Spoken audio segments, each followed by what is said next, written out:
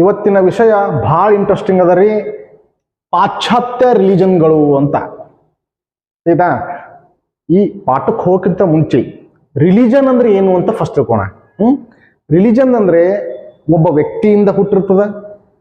ಇಲ್ಲಿ ಕೆಲವೊಂದು ಕಟ್ಟು ನಿಟ್ಟಿನ ರೂಲ್ಸ್ ಮತ್ತು ರೆಗ್ಯುಲೇಷನ್ಸ್ಗಳು ಇರ್ತಾವ. ಅದನ್ನ ರಿಲಿಜನ್ ಅಂತ ಕರಿತೀವಿ. ಯಾಕೆ ಹೇಳ್ತಾ ಇದ್ದೀನಿ ಅಂದ್ರೆ ರಿಲಿಜನ್ ಮತ್ತು ಧರ್ಮ ಎರಡು ಬೇರೆ ಬೇರೆ.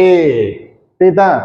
ರಿಲಿಜನ್ ಅಂದ್ರೆ ಏನು ಅದನ್ನ ಒಬ್ಬ ವ್ಯಕ್ತಿಯಿಂದ ಹುಟ್ಟಿರ್ತದ ಮತ್ತೆ ಇಲ್ಲಿ ಕಟ್ಟುಪಾಡುಗಳು ಇರ್ತಾವ. ಆದ್ರೆ ಧರ್ಮ ಅಂದ್ರೆ ಹಂಗಲ್ಲ. ಧರ್ಮ ಅಂದ್ರೆ ಏನು ಅಂತಂದ್ರ ಯಾವ ವ್ಯಕ್ತಿಯಿಂದಲೂ ಹುಟ್ಟಿರಲ್ಲ, ಇಲ್ಲಿ ಯಾವುದೇ ಇಂತಹದೇ ಕಟ್ಟುನಿಟ್ಟಿನ ಯಾವುದೇ ರೂಲ್ಸ್ ಮತ್ತು ರೆಗ್ಯುಲೇಷನ್ಸ್ಗಳು ಇರಲ್ಲ, ಅಂತವನ್ನ ಧರ್ಮ. ನೋಡ್ರಿ, ವಿಶ್ವದಲ್ಲಿ ಕೇವಲ ಒಂದೇ ಒಂದು ಧರ್ಮ ತನ್ಸ್ಕೊಂಡದ ಯಾವುದು ಅಂದ್ರೆ ಹಿಂದೂ ಧರ್ಮ. ಯಾಕಂದ್ರೆ ಇದು ಯಾವ ಒಬ್ಬ ವ್ಯಕ್ತಿಯಿಂದ ಸೃಷ್ಟಿಸಿದ್ದಲ್ಲ, ಇದಕ್ಕೆ ಯಾವುದೇ ಪ್ರವಾದಿ ಇಲ್ಲ, ಯಾವುದೇ ಒಬ್ಬ ಫೌಂಡರ್ ಅಂತ ಏನ್ ಹೇಳ್ತೀವಿ ಇಲ್ಲ. ಆಯ್ತಾ? ಆದ್ರೆ ಪಾಶ್ಚಾತ್ಯ ರಿಲಿಜನ್ಗಳು ಅಂತ ಟೈಟಲ್ ಅದ ನೋಡ್ರಿ. ರಿಲಿಜನ್ ಅಂದ್ರೆ ನಾ ಹೇಳ್ದಲ್ಲ ಒಬ್ಬ ವ್ಯಕ್ತಿಯಿಂದ ಹುಟ್ಟಿರ್ತಾವ. ಉದಾಹರಣೆಗೆ ಯಾವ್ಯಾವ ಸರ್? ಕ್ರಿಶ್ಚಿಯಾನಿಟಿ ತಗೋರಿ, ಜೀಸಸ್ ನಿಂತ ಹುಟ್ಟ್ಯದ.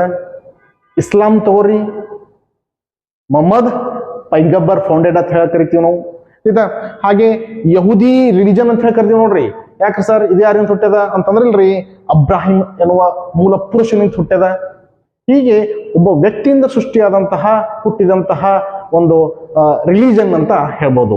ಧರ್ಮ ಅಲ್ಲ, ಹಿಂದೂ ಧರ್ಮ, ರಿಲಿಜನ್ ಅಲ್ಲ. ಇದೆ ಹೀಗೆ ನಾವು ಕ್ಲಾಸಿಫೈ ಮಾಡಿರ್ತೀವಿ. ಇವತ್ತಿನ ಒಂದು ರಿಲಿಜನ್ ನೋಡೋಣ, ಯಹೂದಿ ರಿಲಿಜನ್. ಯಹೂದಿ ರಿಲಿಜನ್. ಡಿ ಸ್ಟೂಡೆಂಟ್ಸ್, ಇತ್ತೀಚಿನ ದಿನಗಳಲ್ಲಿ ಯಹೂದಿ ರಿಲಿಜನ್ ಬಗ್ಗೆ ಬಹಳಷ್ಟು ಚರ್ಚೆ ಇಲ್ಲವ. ಯಾಕಂದ್ರೆ ಇಸ್ರೇಲ್ ಮತ್ತು ಪ್ಯಾಲೆಸ್ಟೈನ್ ಯುದ್ಧ. ಇಸ್ರೇಲ್ ಮತ್ತು ಪ್ಯಾಲೆಸ್ಟೈನ್ ಯುದ್ಧ ನಿಮಗೆ ತಿಳಿಬೇಕಾಗಿತ್ತ ತಿಳ್ಕೊರಿ. ಈ ಯಹೂದಿಗಳ ಬಗ್ಗೆ ತಿಳ್ಕೊಬೇಕಾದದ್ದು ಬಹಳಷ್ಟು ಅವಶ್ಯಕವಾಗಿರ್ತದೆ. ಆಯ್ತಾ? ನೋಡೋಣ ಇವತ್ತ. ನೋಡಿ, ಯಹೂದಿ ರಿಲಿಜನ್. ಈ ಯಹೂದಿ ಧರ್ಮವನ್ನ ಯಾರು ಪಾಲನೆ ಮಾಡ್ತಾ ಇದ್ದಾರೋ, ಅನುಸರಿಸ್ತಿದ್ದಾರೋ ಅವರನ್ನ ಜ್ಯೂಸ್ ಎಂದು ಕರೆಯುತ್ತಾರೆ. ಆಯ್ತಾ ಹೇಳೋದು? ಯಹೂದಿ ಧರ್ಮ ಪಾಲಕರನ್ನ, ಅನುಯಾಯಿಗಳನ್ನ ಜ್ಯೂಸ್ ಎಂದು ಕರೆಯುತ್ತಾರೆ. ಆಯ್ತಾ ಹೇಳೋದು? ಇವರು ದೇವ್ರು ಯಾರ್ರಿ ಸರ್ ಅಂತಂದ್ರಲ್ಲ, ಯಾವೇ. ಇವರ ದೇವರು ಯಾರ್ರಿ? ಯಾವೇ. ಆಯ್ತಾ? ಇವರ ಮೂಲ ಪುರುಷ ಹೇಳದಲ್ಲ, ಅಬ್ರಾಹಂ. ಆಯ್ತಾ? ಅಬ್ರಾಹಂ. Students listen here. ಬಹಳಷ್ಟು ವಿಷಯಗಳು ಚರ್ಚೆಯಲ್ಲಿ ಬರ್ತಾವ. ಈ ಯಹೂದಿ ಧರ್ಮನೇ ಕ್ರಿಶ್ಚಿಯನ್ ಮತ್ತು ಇಸ್ಲಾಂ ಧರ್ಮದ ಹುಟ್ಟಿಗೆ ಕಾರಣ ಅಂತ ಹೇಳ್ತೀವಿ. ಆಯ್ತಾ? ಇಸ್ಲಾಂ ಮತ್ತು ಕ್ರಿಶ್ಚಿಯನ್ ಹುಟ್ಟಿದ್ದೇ ಯಾವ ಧರ್ಮದಿಂದ? ಯಹೂದಿ ಧರ್ಮದಿಂದ ಅಂತ ಹೇಳಿಲ್ಲ ಅನೇಕ ಜನರು ಊಹೆ ಮಾಡ್ತಾರೆ. ಯಾಕೆ ಅಂತಂದ್ರ ಯಾವ ಮೂಲ ಪುರುಷ ಅಬ್ರಾಹಂ ಅನ್ನ ನೋಡ್ರಿ, ಇವನೇಲ ಇಸ್ಲಾಂದಾಗ ಏನತ್ತಾನ? ಇಬ್ರಾಹಿಂ ಅತನ. ಕ್ರಿಶ್ಚಿಯನ್ದಾಗ ಆಡಮ್ ಅತನ. ಆಯ್ತಾ? ಹೀಗೆ ನಾವು ಅನೇಕ ಚರ್ಚಾ ವಿಷಯಗಳವ. I don't want to criticise here. I don't want to discuss regards it. The concept what it is given in textbook, I am explaining this one. Okay, Abraham, he is a founder personality of this Yahudi religion. ನೋಡ್ರಿ, ಇದ್ರ ಪ್ರವಾದಿ Moses ಇದರ ಪ್ರವಾದಿ. ಈ ಧರ್ಮ ಗ್ರಂಥ ಯಾವ್ದ್ರಿ sir ಅಂದ್ರೆ ತೋರಾ. ಯಹೂದಿಗಳ ಧರ್ಮ ಗ್ರಂಥ ಯಾವ್ದ್ರಿ? ತೋರಾ. ಆಯ್ತಾ? ಇವರ ಈ ಧರ್ಮ ಗ್ರಂಥ ಟೋರಾ ಯಾವ ಭಾಷೆಯಲ್ಲಿದೆ ಅಂದ್ರಲ್ಲ, ಹೀಬ್ರಿಯೂ ಭಾಷೆಯಲ್ಲಿದೆ. ನೋಡಿ, ಮತ್ತೆ ಬರ್ತದೆ ಇಲ್ಲಿ. ಕ್ರಿಶ್ಚಿಯನ್ರದು ಮೂಲ ಗ್ರಂಥ ಯಾವುದು? ಬೈಬಲ್. ಆ ಬೈಬಲ್ ಕೂಡ ಯಾವ ಭಾಷೆಯಲ್ಲಿದೆ? ಮೂಲತಃ ಹೀಬ್ರೂ ಭಾಷೆಯಲ್ಲಿದೆ. ಆಯ್ತಾ ಹೇಳೋದು? ಈ ಬೈಬಲ್ ಅನ್ನ ಎರಡು ಭಾಗಗಳಾಗಿ ವಿಂಗಡಣೆ ಮಾಡ್ತೀವಿ ನಾವು. ಓಲ್ಡ್ ಟೆಸ್ಟಮೆಂಟ್, ನ್ಯೂ ಟೆಸ್ಟಮೆಂಟ್ ಅಂತ ಹೇಳಿ. ಓಲ್ಡ್ ಟೆಸ್ಟಮೆಂಟ್ ಅಂದ್ರೆ ಏನ್ ಗೊತ್ತಾ? ಅನೇಕ ಆ ಬೈಬಲ್ ನಲ್ಲಿರುವಂತಹ ಓಲ್ಡ್ ಟೆಸ್ಟಮೆಂಟ್ ಅಂಶಗಳು ಎಲ್ಲಿವ? ಎಲ್ಲ ಈ ಟೋರಾದಲ್ಲಿವೆ. ನ್ಯೂ ಟೆಸ್ಟಮೆಂಟ್ ಅಂದ್ರೆ ಎಲ್ಲಿವ ಸರ್ ಅವು ಅಂದ್ರಲ್ಲ, ಜೀಸಸ್ ಕ್ರೈಸ್ಟ್ ಏನ್ ಹೇಳ್ಬೋದು ನೋಡ್ರಿ, ಆ ವಿಷಯಗಳನ್ನ ನ್ಯೂ ಟೆಸ್ಟಮೆಂಟ್ ನಾಗ ನೋಡ್ತೀವಿ. ಆಯ್ತಾ? I mean to say most of people believe this. The founder of Islam and Christianity is ಯಹೂದಿ religion only. What it? Let us understand. Sir, in the time ಈ ಒಂದು Israel, Palestine, Iran, Iraq, so many where, ಅಲ್ಲಿ ಸಣ್ಣ ಸಣ್ಣ ಸಣ್ಣ ಸಣ್ಣ ಸಣ್ಣ ಸಣ್ಣ ಪಂಗಡಗಳಿದ್ದು. ಆ ಸಣ್ಣ ಸಣ್ಣ ಸಣ್ಣ ಪಂಗಡಗಳಲ್ಲಿ ಒಂದಕ್ಕೊಂದೇನು ನಡೆದಿದ್ದು? ಯುದ್ಧಗಳು ನಡೆದಿದ್ದು. ಈ ಸಣ್ಣ ಸಣ್ಣ ಪಂಗಡಗಳ ನಡುವೆ ಯುದ್ಧ ನಡೆದಿತ್ತು ನೋಡ್ರಿ. ಇದು ಅಲ್ಲಿನ ಅಶಾಂತಿಗೆ ಮೂಲ ಕಾರಣವಾಗಿತ್ತು. ಜನರೆಲ್ಲ ಶಾಂತಿಯನ್ನು ಬಯಸಲ್ಕತ್ತಿರು. ಅದೇ ಟೈಮಿಗೆ ಏನಾಗ್ತದೆ ನೋಡ್ರಿ, ಡೇವಿಡ್ ಮತ್ತು ಗೋಲಾಯತ್ ಎನ್ನುವ ಇಬ್ಬರು ರಾಜರುಗಳು. ಗೋಲಾಯತ್ ಅಂದ್ರೆ ಇಲ್ರಿ ಅಜಾನುಬಾಹು ರಾಜ, ಅಜಾನಬಾಹು ರಾಜ, ಮೋಸ್ಟ್ ಮೈಟಿಯೆಸ್ಟ್ ಪರ್ಸನ್ ಗೋಲಾಯತ್. ಮತ್ತು ಡೇವಿಡ್ ನೋಡು ಏನ್ ನಡೀತದ್ರಿ, ಒಂದು ದೊಡ್ಡ ಯುದ್ಧನೇ ನಡೀತದ. ಈ ಯುದ್ಧದಲ್ಲಿ ಅಜಾನುಬಾಹು ಗೋಲಾಯತನ್ನ ಡೇವಿಡ್ ಏನ್ ಮಾಡ್ತಾನ್ರಿ, ಸೋಲಿಸ್ಬಿಡ್ತಾನೆ. ಡೇವಿಡ್ ಈ ಇಸ್ರೇಲ್ ಪ್ರಾಂತದ ಮೇಲೆ ತನ್ನ ಹಿಡಿತವನ್ನ ಸಾಧಿಸ್ಬಿಡ್ತಾನೆ. ಆಯ್ತಾ, ಡೇವಿಡ್ ಅನೇಕ ಕಾಲಗಳವರೆಗೆ ಆಳ್ವಿಕೆ ಮಾಡ್ತಾನ. ಆತನ ಮರಣಾನಂತರ ಯಾರು ಹುಡ್ತಾರ್ರಿ ಸರ್, ಅವನ ಮಗ ಯಾರು, ಸಾಲೋಮನ್. ಡೇವಿಡ್ನ ಮಗ ಯಾರ್ರಿ, ಸಾಲೋಮನ್. ಸರ್ ಈತ ಈ ಇಸ್ರೇಲನ್ನ ದೀರ್ಘಕಾಲ ಆಳ್ವಿಕೆ ಮಾಡಿದಂತಹ ರಾಜ ಸಾಲೋಮನ್. ಯಾಕೆ ಸರ್ ಇಷ್ಟು ಒತ್ತು ಕೊಟ್ಟು ಹೇಳ್ತಾ ಇದ್ರಿ ಸಾಲೋಮನ್ ಅಂದ್ರ, ಸರ್ ಇವತ್ತ ಇಸ್ರೇಲ್ದಾಗ ಏನು ಟೆಂಪಲ್ ಮೌಂಟ್ ಅಂತ ಹೇಳದ ಯಹೂದಿಗಳ ಮಂದಿರ, ಅದು ಕಟ್ಸೋದ್ರ ಯಾರು, ಇದೇ ಡೇವಿಡ್ನ ಮಗ ಸಾಲೋಮನ್. ನಿಮ್ಗೆ ಗೊತ್ತಿದ್ದಿರಬಹುದು. ಈ ಕಡೆ ಟೆಂಪಲ್ ಮೌಂಟ್ ಅದ, ಈ ಕಡೆ ಇಸ್ಲಾಂ ಧರ್ಮದ ಒಂದು ಮಂದಿರ ಅದ. ಇವ್ರಿಬ್ರು ನೋಡಿ ಏನದ ಜಗಳ ಅದ. ಆಯ್ತಾ, ಯಾಕ್ರಿ ಸರ್ ಇವ್ರಿಬ್ರು ನೋಡಿ ಯಾಕೆ ಹಿಂಗದ ಜಗಳ ಅಂತಂದ್ರಲ್ರಿ, ಈ ಮೊಹಮ್ಮದ್ ಪೈಗಂಬರ್ ಅವರು ಕೈಲಾಸ ವಾಸವಾಗಿದ್ದು ಈ ಪ್ರದೇಶದಿಂದಲೇ ಅಂತ ಹೇಳ್ರಿ ಮುಸ್ಲಿಮರ ನಂತರ. ಇಲ್ಲ ಇದು ಪ್ಲೇಸ್ ನಂಬರ್ದ ಅಂತ ಹೇಳಿ ಯಹೂದಿಗಳ ನಂತರ. ಹಾಗಾಗಿಯೇ ಇವತ್ತೇನದ ಇಸ್ರೇಲ್ ಮತ್ತು ಪ್ಯಾಲೆಸ್ಟೈನ್ ನಡು ಯುದ್ಧ ಅದ. ಇಸ್ರೇಲ್ದಾಗ ಹೊಸ ಮಂದಿ ಯಹೂದಿಗಳು, ಪ್ಯಾಲೆಸ್ಟೈನ್ದಾಗ ಹೊಸ ಮಂದಿ ಮುಸಲ್ಮಾನರು. ತಿಕ್ಕಾಟ ನಡೆದಲ್ರಿ ಇವತ್ತಿನವರೆಗೂ. ನೋಡ್ರಿ, ಡೇವಿಡ್ ಮಗ ಸಾಲೋಮನ್ ಕಟ್ಟಿಸಿದಂತಹ ಮಂದಿರ ಯಾವ್ದ್ರಿ, ಟೆಂಪಲ್ ಮೌಂಟ್. ಇನ್ನಾವರೆಗೂ ಅಲ್ಲದ ನೋಡ್ರಿ, ಇನ್ನಾವರೆಗೂ ಅಲ್ಲದ ಸರ್. ಆದ್ರೆ ಏನಾಯ್ತು ನೋಡ್ರಿ, ಮುಂದ ಏನ್ರಿ ಸಾಲೋಮನ್ ಸತ್ತ ನಂತರ ಅಲ್ಲಿ ಒಂದು ಹಿಡಿತ ಇರಲ್ಲ ಯಾರು. ಹಾಗಾಗಿ ಈ ಯಹೂದಿಗಳು ಏನ್ ಮಾಡ್ತಾರ, ಇಸ್ರೇಲ್ ಮತ್ತು ಜೋಡಾ ಪ್ರಾಂತಗಳಿಗೆ ವಿಂಗಡಣೆಯಾಗಿ ಹೋಗ್ತಾರ.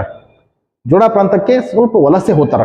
ಈ ವಲಸೆ ಹೋಲಕ್ಕೆ ಕಾರಣ ಏನ್ ನೋಡ್ರಿ, ಇಲ್ಲಿ ಈಜಿಪ್ಟಿನರು ಅಟ್ಯಾಕ್ ಮಾಡ್ತಾರ ಇಸ್ರೇಲ್ ಮೇಲೆ. ಇವ್ರಿಗೆ ಅಂಜಿ ಕೆಲವೊಂದು ಈಜಿಪ್ಟ್ ಅವ್ರು ಗೊತ್ತಲ್ಲ, ಪಿರಾಮಿಡ್, ಫೆರೋ ಇವೆಲ್ಲ ಓದ್ತಿರಲ್ಲ, ಆ ಈಜಿಪ್ಟಿಯನರು ಎಲ್ಲಿ ಬರ್ತದ, ಆಫ್ರಿಕಾ ಕಾಂಟಿನೆಂಟ್ ಈಜಿಪ್ಟಿಯನರು ಈ ಇಸ್ರೇಲ್ ಮೇಲೆ ದಾಳಿ ಮಾಡಿದಾಗ ಅನೇಕ ಯಹೂದಿಗಳು ಇವ್ರಿಗೆ ಹೆದರಿ ಎಲ್ಲಿಗೆ ಹೋಗ್ತಾರ್ರಿ, ಜುಡಾ ಪ್ರಾಂತಕ್ಕೆ ವಲಸೆ ಹೋಗ್ತಾರ.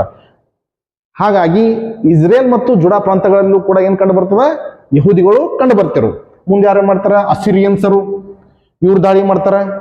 ಈ ಅಸಿರಿಯನ್ಸರು ದಾಳಿಗೆ ಈ ಕಿಂಗ್ ಸಾಲೋಮನ್ ಕಟ್ಟಿದಂತಹ ಟೆಂಪಲ್ ಮೌಂಟ್ ನಾಶಗೊಳಿಸ್ಬಿಡ್ತಾರೆ, ಟೆಂಪಲ್ ಮೌಂಟ್ ಧ್ವಂಸಗೊಳಿಸ್ಬಿಡ್ತಾರೆ.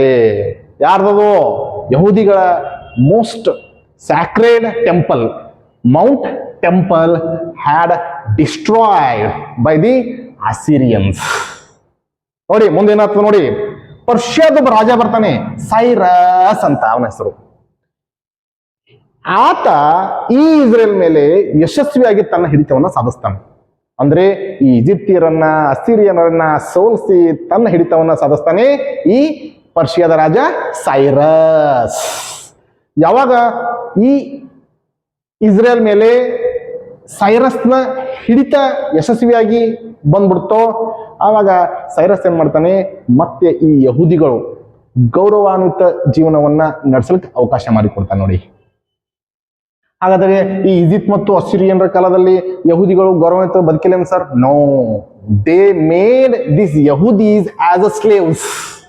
ಇವರು ಈಜಿಪ್ಟಿಯನ್ರು ಮತ್ತು ಅಸಿರಿಯನ್ಸರು ಈ ಯಹೂದಿಗಳನ್ನ ಏನ್ ಮಾಡ್ಕೊಂಡ್ರು, ಗುಲಾಮರನ್ನಾಗಿ ಮಾಡ್ಕೊಂಡಿರು. ಯಹೂದಿಗಳ ಪರಿಸ್ಥಿತಿ ಬಹಳ ಹೀನಾಯವಾಗಿತ್ತು. ಬಟ್ ಯಾವಾಗ ಪರ್ಷಿಯಾದ ರಾಜ ಸೈರಸ್ ಬಂದನೋ, ಆವಾಗ ಯಹೂದಿಗಳು ಮತ್ತೆ ಗೌರವಾನ್ವಿತ ಜೀವನ ನಡೆಸಲಿಕ್ಕೆ ಆರಂಭಿಸಿದ್ರು. ಮತ್ತೆ ಬಿದ್ದಂತಹ, ನಾಶಗೊಂಡಂತಹ ಆ ಟೆಂಪಲ್ ಮೌಂಟ್ ಅನ್ನ ಕಟ್ಟುತ್ತಾರೆ. ನೋಡಿ ಮುಂದೆ ಏನಾಗ್ತದೆ, ಈ ಯಹೂದಿಗಳು ಜೀವನ ನೋಡಿ, ಇತಿಹಾಸ ತೆಗೆದು ನೋಡಿದಾಗ ಮೋಸ್ಟ್ ಕ್ರಿಟಿಕಲ್ ಲೈಫ್ ಲೀಡ್ ಮಾಡಿದ್ದೆ ಯಹೂದಿಗಳು. ದಾಳಿ ದಾಳಿ ದಾಳಿ, ಒಟ್ಟ ಶಾಂತಿಯುತ ಜೀವನ ನಡೆಸಲೇ ಇಲ್ಲ ಇವ್ರ ಜೀವನದಾಗ. ಇನ್ನೂ ಶಾಂತಿಯುತ ಜೀವನ ನಡೆಸ್ತಾನೆ ಇಲ್ಲ. ಆದ್ರೆ ವಿಶ್ವಕ್ಕೆ ರೋಲ್ ಮಾಡೋಲ್ಲ ಇವರು. Let us understand this. ಪರ್ಷಿಯಾದ ರಾಜ ಸೈರಸ್ ಇಸ್ರೇಲ್ ವಶಪಡಿಸಿಕೊಂಡು ಮತ್ತೆ ಯಹೂದಿಗಳಿಗೆ ಗೌರವಾರ್ಥ ಜೀವನ ನಡೆಸಲು ಅನುವು ಮಾಡಿಕೊಟ್ಟ. ಮುಂದೇನಾಯ್ತು ನೋಡ್ರಿ, 337 ಕ್ರಿಸ್ತ ಪೂರ್ವದಲ್ಲಿ ಅಲೆಕ್ಸಾಂಡರ್ ದಾಳಿ ಮಾಡ್ತಾನ. ಯಾವ ಸೈರಸ್ ಯಹೂದಿಗಳಿಗೆ ಗೌರವಿತ ಜೀವನ ಕೊಟ್ಟಿದ್ದೋ, ಈಗ ಮತ್ತ ಆ ಯಹೂದಿಗಳ ಜೀವನ ಏನಾಗದ, ಜಂಡು ಬಾಂಬ್ ಆಗದ. ಯಾಕ್ರಿ, ಅಲೆಕ್ಸಾಂಡರ್ ದಾಳಿಗೆ ತುತ್ತಾದಂತಹ ಆ ಯಹೂದಿಗಳು ಮತ್ತೆ ಆ ಗುಲಾಮಿತನವನ್ನ ಅನುಭವಿಸ್ಬೇಕಾಗತ್ತೆ. ಅದಕ್ಕೆ ಅಂಜನಿ ಅನೇಕ ಯಹೂದಿಗಳು ಇಸ್ರೇಲ್ ಅನ್ನ ಬಿಟ್ಟು ಯುರೋಪ್ ಮತ್ತು ಏಷ್ಯಾದತ್ತ, ಆಫ್ರಿಕಾದತ್ತ ಓಡಿ ಓಡಿ ಓಡಿ ಓಡಿ ಹೋಗ್ಬಿಡ್ತಾರೆ ನೋಡಿ. ಆಯ್ತಾ, ಇಸ್ರೇಲ್ ಯಹೂದಿಗಳಿಂದ ಯಹೂದಿಗಳು ಇಲ್ಲಾರ್ದಂಗೆ ಆಗ್ಬಿಡ್ತದೆ. ಯಾವ ಯಹೂದಿಗಳು ಇಸ್ರೇಲ್ ಅನ್ನ ಕಟ್ಟಿರೋ ಇವಾಗ ಆ ಇಸ್ರೇಲ್ನಲ್ಲಿ ಯಹೂದಿಗಳು ಇಲ್ಲಾರ್ದಪ್ಲೇ ಆಗ್ಬಿಡ್ತದೆ. ಸರ್, ಇದೆಲ್ಲ ಯಹೂದಿಗಳ ಬಗ್ಗೆ. ಎಲ್ಲಿವರೆಗೂ ಯಹೂದಿಗಳು ತಮ್ಮದೇ ರಾಷ್ಟ್ರ ಹೊಂದಿದ್ದಿಲ್ಲ ಅಂತಂದ್ರೆ ಇಲ್ರಿ, ಎರಡನೇ ಮಹಾಯುದ್ಧ ಆಗೋವರೆಗೂ ಯಹೂದಿಗಳು ತಮ್ಮ ರಾಷ್ಟ್ರವನ್ನ ಹೊಂದಲೇ ಇಲ್ಲ. ಆ ದೇಶದಾಗಿಟ್ಟು ಈ ದೇಶದಾಗಿಟ್ಟು ಈ ದೇಶದಾಗಿಟ್ಟು ಆ ದೇಶದಾಗಿಟ್ಟು ಚಿದ್ರಾಗಿ ಹೋಗ್ಬಿಟ್ಟಿದ್ರು ಯಹೂದಿಗಳು. ಈತ ಹೇಳೋದು, ಎರಡನೇ ಮಹಾಯುದ್ಧದ ನಂತರ ವಿಶ್ವಸಂಸ್ಥೆ ಏನ್ ಮಾಡ್ತು, ಯಹೂದಿಗಳಿಗೆ ತಮ್ಮದೇ ಆದಂತಹ ಒಂದು ಪ್ರತ್ಯೇಕ ರಾಷ್ಟ್ರವನ್ನ ನಿರ್ಮಾಣ ಮಾಡಿಕೊಡ್ತು. ಅವ್ರು ಮೊದಲು ಎಲ್ಲಿದ್ರು, ಇಸ್ರೇಲ್ದಾಗಿದ್ರಲ್ಲ, ಅದೇ ಇಸ್ರೇಲ್ ಯಾರಿಗೆ ಕೊಟ್ಟರು, ಮತ್ತ ಯಹೂದಿಗಳಿಗೆ ಕೊಟ್ಟರು. ಎರಡನೇ ಮಹಾಯುದ್ಧದ ನಂತರ ಯಹೂದಿಗಳು ಇಸ್ರೇಲ್ಗೆ ಹೋದ್ರು. ಇಲ್ಲಿ ಇನ್ನೊಂದು ವಿಷಯ ಚರ್ಚೆ ಮಾಡೋಣ ಸರ್. ಎರಡನೇ ಮಹಾಯುದ್ಧದಲ್ಲಿ ಹಿಟ್ಲರ್ ಯಾಕೆ ಯಹೂದಿಗಳ ಮಾರಣ ಹೋಮ ಮಾಡ್ದ ಹೇಳಿ? ಯಾಕೆ ಹಿಟ್ಲರ್ ಯಹೂದಿಗಳಿಗೆ ಮಾರಣ ಹೋಮನೆ ಮಾಡಿಬಿಟ್ಟ, ಹೋಲೋಕಾಸ್ಟ್ ಮಾಡಿಬಿಟ್ಟ? ಜರ್ಮನಿಯಲ್ಲಿ ಎಲ್ಲಿ ಯಹೂದಿಗಳು ಸಿಗ್ತಾರೆ ನೋಡಿ, ಅವ್ರಿಗೆ ಹಿಡಿದು ಅವರ ಪ್ರಾಣವನ್ನ ತೆಗಿಲ್ಕತ್ತ. ಹೋಲೋಕಾಸ್ಟ್ ಅಂದ್ರೆ ಗೊತ್ತಿಲ್ರಿ, ಒಂದು ದೊಡ್ಡ ಚೇಂಬರ್ ಮಾಡೋದು, ಆ ಚೇಂಬರ್ದಾಗ ಸಾವಿರಾರು ಯಹೂದಿಗಳನ್ನ ತುರ್ಕೋದು, ಪಾಯ್ಸನಸ್ ಗ್ಯಾಸ್, ವಿಷ ಅನಿಲ ಬಿಟ್ಟು ಎಲ್ಲರನ್ನ ಸಾಮೂಹಿಕವಾಗಿ ಸಾಯಿಸ್ಬಿಡೋದು, ಇದನ್ನ ಹೋಲೋಕಾಸ್ಟ್ ಎಂದು ಕರೆಯುತ್ತಾರೆ. ಇಂತಹ ಅಮಾನವೀಯ ದೈತ್ಯ ಕೃತ್ಯ ಈ ಹಿಟ್ಲರ್ ಯಹೂದಿಗಳ ವಿರುದ್ಧ ಬಳಸಬೇಕಾದ್ರೆ ಅಷ್ಟೊಂದು ಯಹೂದಿಗಳ ಮೇಲೆ ಹಿಟ್ಲರ್ಗೆ ಯಾಕೆ ಸಿಟ್ಟು? ಸೀದಾ ಹೇಳೋದು, ಯಾಕೆ ಸಿಟ್ಟು? ಯಾಕೆ ಸಿಟ್ಟು ಅನ್ನೋದು ನಿಮ್ಗೆ ಗೊತ್ತಿತ್ತು ಅಂತಂದ್ರಲ್ರಿ, ಕಮೆಂಟ್ ಬಾಕ್ಸ್ನಾಗ ಹಾಕ್ರಿ. ಗೊತ್ತಿದ್ದಿಲ್ಲ ಅಂದ್ರೆ ನಾನು ನೆಕ್ಸ್ಟ್ ಕ್ಲಾಸ್ನಾಗ ಹೇಳಿರ್ತೀನಿ. ಆಯ್ತಾ? ಇನ್ನೊಂದು, ಎರಡನೇ ಮಹಾಯುದ್ಧದಲ್ಲಿ ಈ ಯಹೂದಿಗಳ ಕಂಡಂತಹ ಮಾರಣ ಹೋಮವನ್ನ ನೋಡಿದಂತಹ ವಿಶ್ವಸಂಸ್ಥೆ ಬೇಡ, ಇವರು ಶಾಂತಿಯುತವಾಗಿ ಇರ್ಲಿ ಅಂತ ಹೇಳಿಲ್ರಿ, ಇಸ್ರೇಲ್ ಅನ್ನ ಕೊಟ್ಟರು ಎರಡನೇ ಮಹಾಯುದ್ಧದ ನಂತರ. ಆದರೆ ಅನ್ಫಾರ್ಚುನೇಟ್ಲಿ ಇನ್ನೂವರೆಗೂ ಈ ಪ್ರದೇಶ ಧಾರ್ಮಿಕವಾಗಿ ಅಶಾಂತಿಗೆ ಈಡಾಗಿದೆ. ಆಯ್ತಾ? ಹೀಗೆ ನೆಕ್ಸ್ಟ್ ಕ್ಲಾಸ್ನಾಗ ಕಂಟಿನ್ಯೂ ಮಾಡ್ತೀನಿ.